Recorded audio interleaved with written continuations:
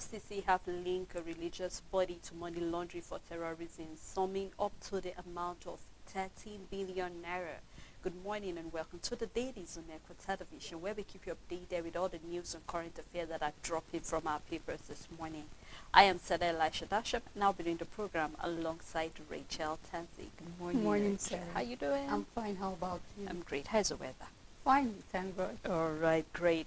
And to our viewers at home, remember you can be part of the conversation by dropping your comment and your views on our Facebook and YouTube, and then we'll open the phone lines later on the show so we can also hear what your views are concerning any of the story that is of interest to you this morning. And we'll go straight into the paper, starting with the first, which is the Daily Sun newspaper. On the Daily Sun newspaper, CBN moves to reduce banks' risk exposure. Releases new compliance template to sanction defaulters. You can find details on page 2. The big story on the paper, terrorism. EFCC links 7 billion naira to religious body. Accuses faith organization of protecting money launderers. You can find details on page 6. And concerning insecurity on the plateau, Governor Mutwang moves to end killing, constitutes security committee. Shake-up in police as PSC appoints 10 CPs for Akwa Ibom, Benue, Delta, FCT, and others. PDP won't merge with any party, says Bode George. You can find details of his statement on page 28. Tinubu rejects classifying Nigerians over cyber crimes. Probe on Nigeria Air ongoing. Keyamo says no local airline will be flagged carrier. You can find details on page 25. Rivers political actors continue fight. Tinubu will commission Abuja light rail during first anniversary, assures Wike. You can find details on page 8. Rep set December 2025 deadline for completion of constitution reviews. You can find details on page 26 and 28. And at the downside of the paper, we have police arrest suspected kidnapper, recover 8.5 million naira in Taraba State. And then we have a picture too where we can see the managing director in chief of the Sun Publishing Limited presenting their awards to the nominee of the Sun Lifetime Achievement Award. This happened yesterday and it was given to Professor Awa, and that's all the news on Daily Sun newspaper. And a look at the Vanguard newspaper, we have Utitola takes over First Bank as the chairman. Detail of that can be found on page 20. And on the issue of the Ekiti kidnap, Ondo Amoteku deploy 100 personnel and parade 31 suspects. We remember about 2 monarchs were killed, one actually escaped, and then we have about 10 people. That's talking about 7 people and 3 teachers in the custody of kidnappers. So here we're saying that the police is actually trying their best, and about 100 personnel have been deployed, and then they have paraded about 31 suspects. We hope to see success regarding that. Still on the Vanguard newspaper, bandit kidnapped 2 sisters in Abuja, demand 30 million naira ransom. It's really a sad one, not again. We hope that the security operative will be able to bring back the sisters to their parents. EFCC investigating the ex-minister Sirika over Nigerian air deal. This is coming from Kiamu. Northwest governors rule out negotiation with terrorists. Detail of that found on page 30. And the big story for the Vanguard says CBN clamps down on banks, pegs, trade asset in Forex with the rider, pegs NOP as 20% of shareholders fund, measure expected to boost liquidity. Banks compliance may lead to Naira appreciation coming from analysts, and then Naira down to 1,490 Naira to a dollar, appreciating the official market. We hope it keeps going down like that. And then still on the Vanguard on the issue, here we have EFCC battles religious sect over 13 billion naira money laundering for terrorists. Detail found on page 25. And we have the picture down here where we see EFCC launches fraud risk project. We actually hope that whoever is actually behind all of this, because we all want to record success when it comes to eradicating terrorists in Nigeria. So we hope the EFCC will be able to come up with something more tangible for we can work on it, and then we know that things are working better in Nigeria. And that's all on Vanguard newspaper. On this day newspaper, Femi Otedola emerges chairman of FBN Holdings. And from the firm, he is a strong leader with track record of achievement in business. Lukpobiri confirms negotiation to end $1.3 billion OML 245 dispute. You can find details on page 11. Obaseki Infra Corp orders seal 228 billion naira deal for reconstruction of Benin Asaba Expressway. You can find details on page 6. We are going ahead with funds relocation statement coming from Keyamo says 500 million naira on tickets for operation not sustainable. Boasts no concession agreement can stop progress in aviation sector. You can start with the details on the front page. The big story on the paper, CBN unfolds measures to boost FX supply, mitigate foreign currency speculation. The writer under the story sets limit for banks' net open position, removes exchange rate allowable limit for IMTOs. Analysts predict $6 billion inflows to market, says policies will have a subtary impact on economy. Naira falls to 1,530 naira to a dollar on parallel market, closes at 1,455 to a dollar on the importer and exporter window. Records 85% increase in daily turnover. Senate summons Cardoso on state of economy and naira depreciation. We have a picture story, signing of agreement for reconstruction of the Benin Asaba Expressway, and that's all the news on this day newspaper. Newspaper, CBN order banks to sell excess dollars in 24 hours with the writer. Banks may sell over $5 billion, says official. Cardoso faced Senate Tuesday over naira. Full detail of this can be found on page 20. Tinubu directs the AGF Lopori to end a $1.3 billion oil block dispute, detail found inside the paper. Shareholders excited as Otedola becomes First Bank Nigeria Holdings chairman, detail also in the paper. Abductors flock Ekiti school children. This is coming from the proprietor. We hope that more success, because it's really a traumatic experience for the student and the teacher. So we hope that the security agency will do all their best to bring them back. House of David lost multi-billion naira Lagos church to fire. House of David losses multi-million naira Lagos church to fire. You can find detail of that on page 4. EFCC probing Nigerian air deal, coming from Kiyamo. And then we have Ekiti Obas threatening to invoke Yoruba gods against kidnappers. Makinde gives companies with explosive 72-hour ultimatum. We hope to see more success when it comes to the issue of that explosion that took place in Ibadan. And that's all on page 28 of the Punch newspaper. On Nigerian Tribune, COVID-19 probe, Reps Committee orders Federal Fire Service to refund 1.48 billion naira. And on kidnapping, Ondo government deploys on Motekun in Ekiti State. Court orders arrest of Fubara's chief of staff over alleged burning of Rivers Assembly. The big story on the paper, Senate summons CBN governor on state of economy. CBN limits banks' FX holdings to curb speculation. Pressure on Naira persists. Analysts say CBN's new directive has potential for currency appreciation. Naira tumbles in 1,455.59 naira to a dollar at the official market. You can find details on page 3, 6, and 7. Femi Otedola named board chairman of FBN Holdings. Supreme Court dismisses Binani's appeal, affirms Fintiri as Adamawa governor. Over 4.6 million voters expected as INEC holds rerun and by-elections in 26 states. You can find details on page 2.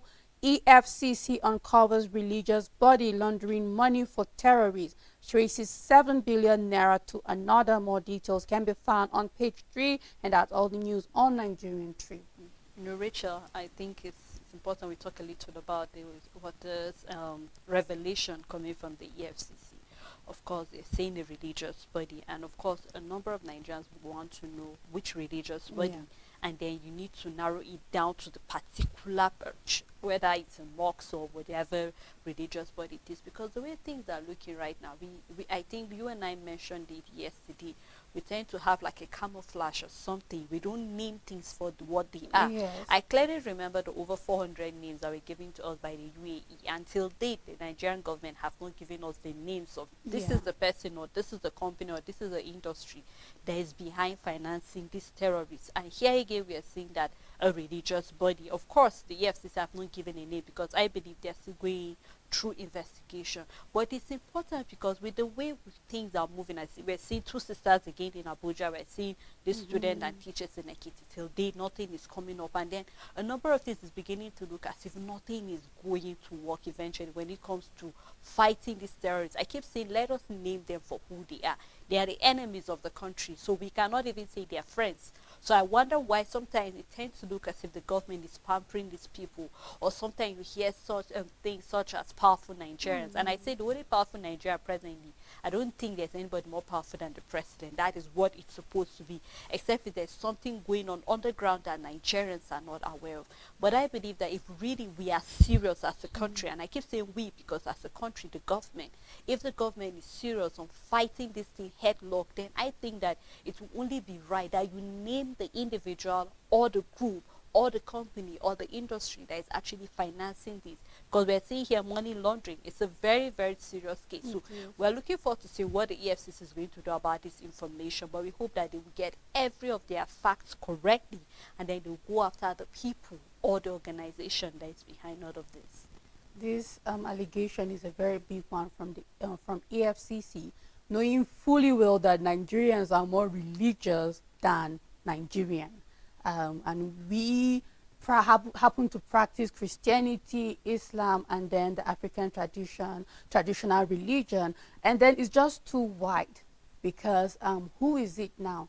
And then we're in a situation where we'll just be looking at each other. It's like, who is the EFCC talking about? It is a very big allegation, one which if EFCC have decided to bring it out and put it like that, they shouldn't leave Nigerians with just speculation. You can't come out here and say that religious bodies are laundering money to finance terrorism, and we know that the major insecurity we are facing in the country right now is terrorism, and just leave us like that. It's just going to create few that you can clear the air. So I believe that it is a start of an investigation, and eventually when it's being concluded and the EFCC have finished their findings and for sure know what and who are involved in this, then they should be able to come out and clear the air for Nigerians, because now when you say religious body, you put all three religious practices in this table, and in this basket, possibly. And even at war, sell a worst case scenario at war. So I just hope that the EFCC don't just leave us like that. This is too blank. It's good that there is this kind of discovery, but it shouldn't just be left like that. Eventually, let's see more report, more in-depth report when it's being concluded. And then this is the only way, Sele, we will know that we truly have an organization that is fighting crime. Because as long as you keep covering who is fighting crime, just as you said, we've had interrogation in the past where so person will say he knows who and who is sponsoring terrorism, and nothing is being done about it. So when we keep shielding criminals, we are not fighting crime at all. We are not. We are just fueling it, because then it shows that these criminals are above the law. These criminals are untouchable, and then we move.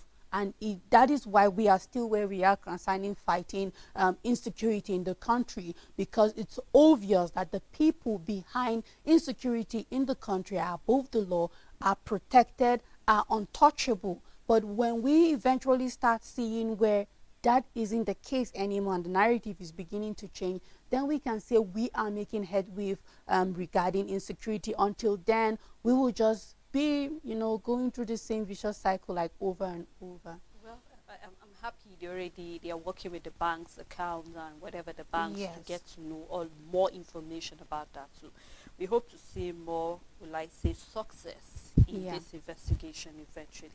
Well, let's take a look at the Guardian newspaper, where we have CBN emphatically tightening nose on banks, forex operations and speculators. Detail of that can be found on page 6 of the Guardian newspaper. EFCC traces 7 billion naira to religious bodies, alleges faith leaders laundering funds for terrorists. Monarchs killing, Una George call for community policing, impute of ex-service chiefs. Detail of that can be found on page 6. 1 in every 10 extremely poor people live in Nigeria, says the World Bank. You can find more detail of that business story inside the paper. Northern groups tackle Tinubu over withdrawal of the 3 nations from ECOWAS. You can find more detail in the paper. Reps set December 2025 to deliver new constitution. Still on the Guardian newspaper, women protesters in Nasarawa to pay 500,000 naira bill after 12 days in incarceration. And we have poor preparation logistics stall student loan scheme. I remember, Richard, that student loan was supposed to kickstart in January, right? Yes. And then we're seeing today is 1st of February already, and then we're seeing here they're saying poor preparation. I remember you and I were calling the government and saying that, you know what, it's not just about giving a date, because a number of students are actually waiting. I clearly remember some of the federal universities that had their exam early. A number of them could not even write their, I think this should be the first semester exams, right? A number of them, for some federal universities, a number of them could not write the exam. Why? Because they had to leave the exam hall because they could not afford. Remember, there's an increase in tuition fee in a number of universities, and so here we're saying that they're saying logistics has stalled. So you begin to ask question, what exactly is the problem? Because there was a committee that was set up to look into this. Now this will bring to light, I mean, we're having a committee for the issue of the minimum wage. With the way things are moving, hope we will not have the same excuse coming from this committee to say that this is the reason why federal workers cannot have an increase of their pay by April, which is supposed to be the 2nd quarter of the year. So we need something more, because the students are looking up to the government. Of course, we know a number of people have brought up some of their own observation on the fact that rather than a loan, we should have a grant and all of that. And then some of the, would I say, factors that are around it, and then guidelines, and then whether you can afford it or not, and all of that. But I believe a number of students are waiting for this. So let the government and the committee that have been set to look into this do something. I believe Nigerians do not want to hear excuses. We are tired of it. Just get the work done, and Nigerians will all be happy eventually at the end of the day. When you put a time frame that is unrealistic to something very good, it can jeopardize it. And I believe that this is what we are going through regarding this student loan. There's so much modalities that need to be put in place for it to be successful. It's not just for you to be in office. We remember at first it was September 2022 when the president stepped in, swearing in his June 12th speech, talking about student loan, what he will do to be able to curb the complete increase, subsidy removal, labor on his neck. What good will you do? And then the president made mention of student loan. We've seen it that it has been captured in the 2024 budget. So for sure, there is money for it. However, if the things that are needed are not being put in place, I believe that student loan, this is something we've not done in the past. Yes, banks have given, but when it comes to students loan in specific, it's something that is very new in Nigeria. Rushing the process will give a lot of loopholes that it will not last the test of time. And this is something that needs to come and stay and not go. And that is why I felt, first of all, since September was unrealistic, we got to September 2023, nothing happened. And now we talked about January, nothing happened. I believe a more realistic time frame could have been a whole year. Because, okay, what channel? How is this funds going to the school? First of all, are we going to have percentage on this loan? Because whether we like it or not, it's through banks that this money will be disbursed to these schools, because we know institutions partners with banks. It has to be true. And we know how our commercial banks are. Now, if the commercial banks are not going to take percentage, it means the percentage, there has to be subsidy coming from the federal government. Now, these are all modalities. Now, okay, how do these students get access to it? Of course, you have to have a letter of admission and all of that, but it doesn't stop there, because either way, this money needs to be taken back.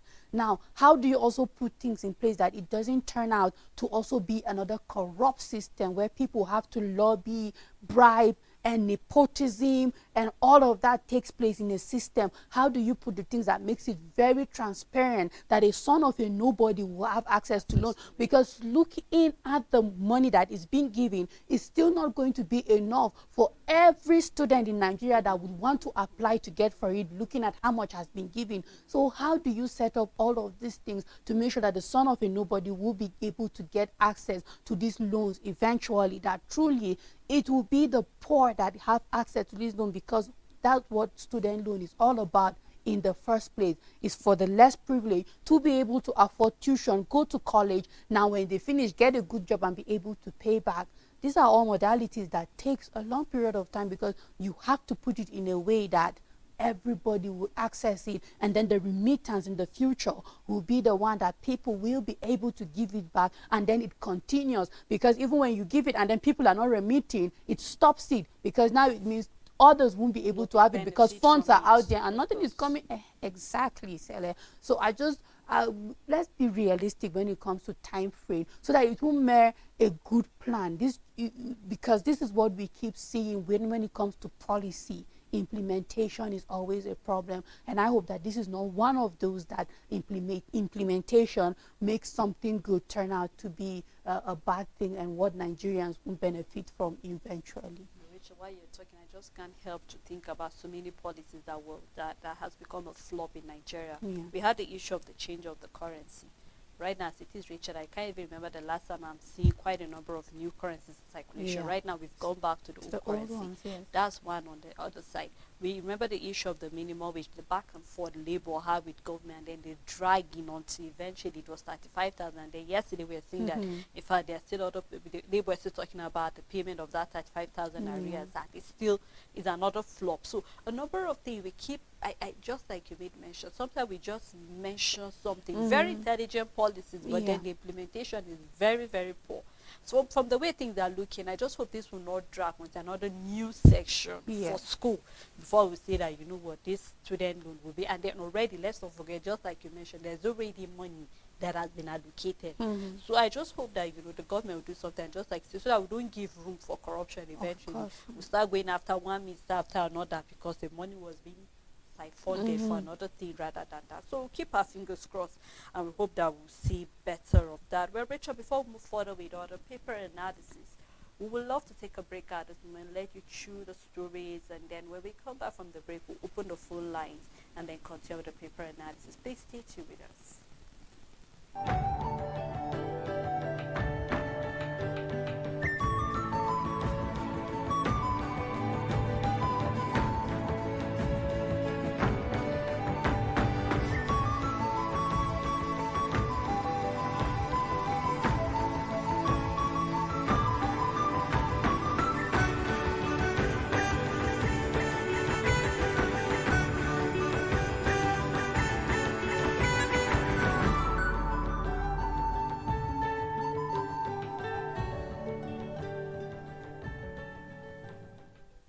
Democracy is the theory that common people know what they want and deserve to get it good and hard. Join me every Friday, 7 p.m. on National Talk for analysis as well as in-depth perspective on issues as they unfold in and around Nigeria, as well as an opportunity to add your voice.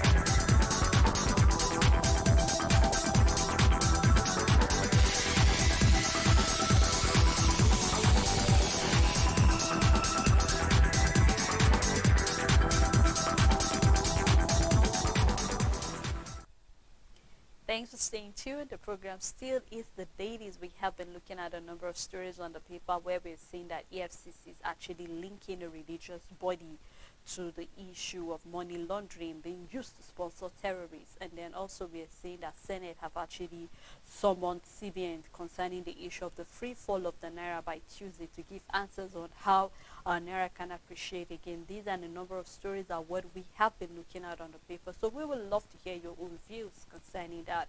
What are your own recommendations and what can we do to be a better country? The number to call is displayed on your screen. Please do remember when you call us to turn down the volume of your, or your TV set, or you can actually try as much as possible to summarize your points so that other people can also get to, call us here on the show. I still have Rachel Tanzi with me. Thank you so much, Rachel. You're welcome, Stephen.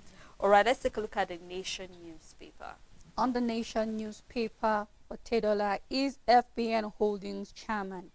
Have Ahmed Abdullahi retires. You can find details on page 5. Government to fix Marina, other Lagos shorelines, third mainland ready in April. You can find details on page 4. Rumpus in federal civil service over redeployment of permanent secretaries. Ohunyeye opens bid for Ondo APC governorship ticket. CBN worries over banks' excessive forex exposure. Naira depreciation. Senate invites Kodoso, and I mean, tell it like we've just been on the money side today. But I believe that the CBN should, our challenge here, Sele, why the Naira is falling is we have so much Naira in circulation. You just made a valid point before we went on the break concerning how the reason behind the new Naira note is to take back exactly the old notes, so that if the CBN was able to successfully take back the old notes, then they will start releasing the new notes little by little, and then they will be able to reduce the flow. Now we have both the old notes out and new notes have been printed, and the CBN have not recorded success of taking back the old notes to the amount that they wanted. We still have billions of the old notes out there, and we still have billions of new notes out there. And it's also one of the reasons that we are having our Naira losing, because it's too much in circulation. It's just everywhere, and then it's losing its value. And together with because when you look at it, dollar is more scarce. When we've had the change operatives were lamenting that the increase they are having when it comes to exchange rate at the parallel market is because there is shortage of dollars. So alongside the dollar, we are also supposed to be more worried about our currency in circulation, and knowing that it doesn't have any exchange power whatsoever because of our trade. We are in the position that we have a Naira out there fighting against a currency that is in demand, that is the dollar, and ours is not in demand, but it's just out there circulating just within us and all of that. So alongside, I believe that the CBN shouldn't take out the goal of trying to have back the old Naira notes and reducing circulation. The problem that was encountered in the past was time, unrealistic time. I believe that Cardoso shouldn't just neglect the fact that there is an aim that is very important, that will go a long way significantly to help value in adding value to the currency. So let's also keep seeing that there's still work towards getting back the old currencies back into the yes, exactly, to the banks and then the central bank. Richard, apart from the fact that part of the reason or the problem we are facing is the issue of the timing. You can also say poor planning as well. Exactly. Because if you ask me, I'll say there was no proper planning for this. Because when you have a policy, just like you made mention, we should have a good time to look at this and see that have we ever, because it's not the first time we're having a new change. I mean, Rachel, remember when we had the new polythene Yes, money, 15 naira. This is not the first time, so I'm not going to say we're new to this. We're not. Even though, I mean, we know there's supposed to be a time frame where we should have a change, because we saw that the reason, according to the CBN, was to reduce the issue of sponsoring fake notes, and then the issue of the kidnapping ransom, and even during the vote buying and all of that were part of the reason. But we saw that the aim has been defeated, Richard, just like you made mention. We have the old notes circulating everywhere.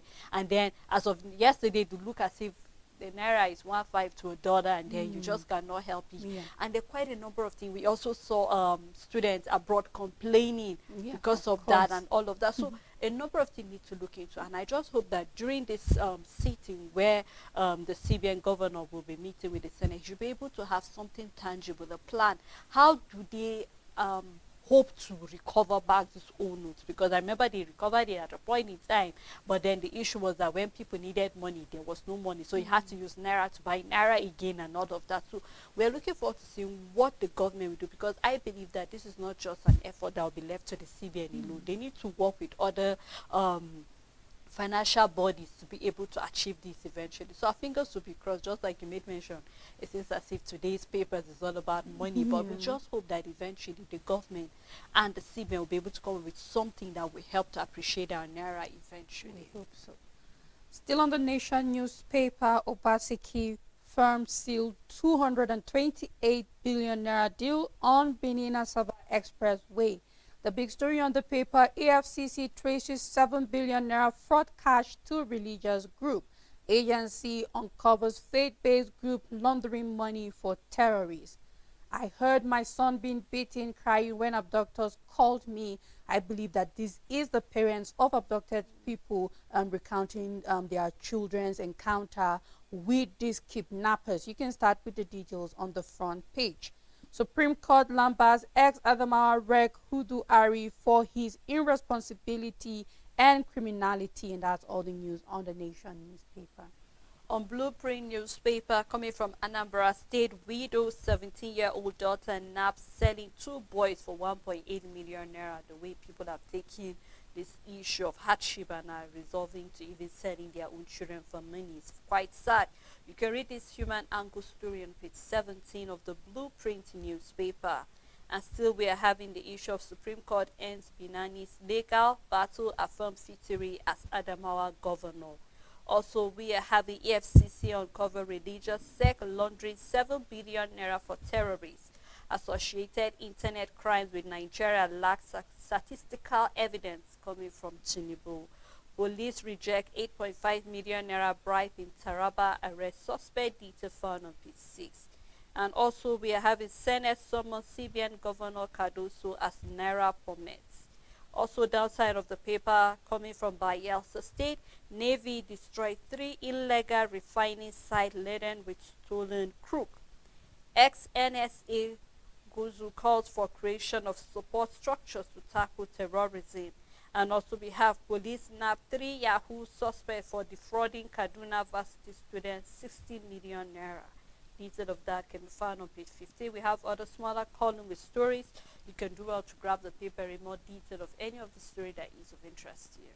On Nigerian News Direct, 7 billion naira fraud. Religious organizations pipeline for funding terrorists. This is an allegation from the EFCC. Bodija explosion, Makinde signs executive orders on safe handling of harmful substances. Gombe to raise 30 billion naira from green bonds issuance. You can find details on page 2. Ogun appoints ambassadors to drive investment into state.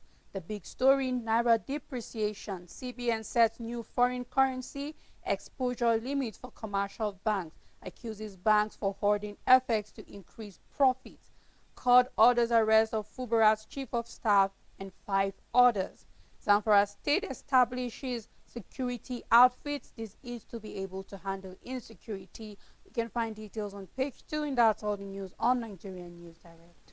On the Daily Times newspaper, Naira redesign reduced custom revenue in 2023. And the big story, EFCC indicts religious bodies for terrorism and money laundering. With the writer here saying court blocks agency attempt to recover 13 billion naira. Detail of that can be found inside the paper. We have court orders arrest of Rivers Chief of Staff over burnt assembly complex. You can read more detail of the saga in Rivers State inside the paper. FDI in Nigeria and orders down to $841 billion in 2023. This is a report coming from the UNCTAD. Supreme Court dismisses Binani APC appeal on Adamawa poll. And on palliative, we have Reps order fire service to refund 48 billion naira to the federal government. Wike insists on May 29 takeoff date for Abuja Light Rail. Detail of that found on page 4. And that's all on the Daily Times newspaper. On New Telegraph newspaper, Otude code to get 2 board seats after withdrawing all court cases. In phased return to shareholders, Atedola is FBN Holdings chair. You can find details on page 2. Infrastructure decay persists as federal government grosses 39.1 trillion naira from tax. You can find details on page 8. Ex-President Jonathan to lead Commonwealth mission to observe Palestinian election. And we have Pakistan's election, ex-President Jonathan to lead Commonwealth mission to observe Pakistan election. COVID-19 reps orders federal fire service to refund 1.48 billion naira. You can find details on page 2 and 3. Oboriwori uncovers over 28.8 million naira fraud, suspends commissioner and others. Atiku will be too old for Nigeria's presidency by 2027, a statement coming from Bode George. The big story on the paper, Senate summons CBN governor over worsening economy and the free fall of Naira, says inflation of great concern. Apex Bank orders lenders to limit exposure to foreign currencies. Nigeria playing with 3,500 Naira to $1 by year end, says man. This is a frightening prediction and we are hoping that it doesn't get to that. You can find details on page 2 and 17. EFCC probing Nigeria air deal. A statement coming from Keyamo says Nigerian airlines excluded from flag carrier designation. Ministry will get 40 billion naira intervention for equipment upgrade. And we have Nanta blast foreign carriers, gives February 2nd ultimatum for fare reduction. And I believe that these are the kind of things that the government really need to step in, because we have foreign companies, so it's not only airline. We can go to media, we can go to many other things, and we are being exploited. And then it's important that we are seeing Nanta coming to say, you know what, the airfares are high, you need to reduce it. And we remember one time we were talking about DSTV, for example, multi-choice, precisely. There's so much exploitation. Other countries have other options, more wider range to be able to view, and we don't have that. And we can talk about MTN, we can talk about every other multinational in the country that are exploiting us, and other countries are having better deals and packages, and we're not having access to such. So I just hope to see more and more concerning this. Still on New Telegraph newspaper, terrorism financing, 30 billion naira laundered, 7 billion naira traced to religious organization, coming from EFCC. And at the downside, there is a study that says social media use might increase health problems. So if you're addicted to your social media, you should be able to curtail it. You can find details on page 26, and that's all the news on New Telegraph newspaper. I think this is linked to the number of suicides we've been seeing. A number of people go to social media and then you see something, and then before realizing, you just want to get it by hook or by crook or however. And this has really affected, when you're going to talk about mental health, this is really a serious thing. And I think this should be a study that everybody should take seriously. Well, let's take a look at the Daily Independent newspaper. CBN goes tough on forex speculations hoarding by banks. Senate summoned Apex Bank governor over the free fall of Naira. Detail found in the paper. Obaseki seeks reconciliation with Wike ahead Edo PDP Guba primary. And the big story, religious sect laundering money for terrorists, coming from the EFCC. Invite Gowon, Obasanjo, Abdul Salami and others for input against insecurity, Bodejo tells Tinubu. Well, we hope that during their time things were a bit different, but I think it would not be bad to get from their own knowledge of experience on how they were able to lead at those various times. Gowon during the military regime, Obasanjo during the military, and also during the civil rule, and then also Abdul Salami. So I think it's really important. Let us see what the president will say regarding, consulting them. Still on Daily Independent newspaper, on the Ibadan explosion, Makinde signed order on safe handling of harmful substances. Femi Odetola emerges chairman of the First Bank Nigeria Holdings. Detail of that found on page 6. And still on the issue of Adamawa, Supreme Court affirmed Governor Fitiri's electoral victory. verdict in line with expectation of Nigerians coming from the PDP. And on NIN, federal government dispatches evacuation teams to state distributing enrollment devices. You can find more of that on page 6.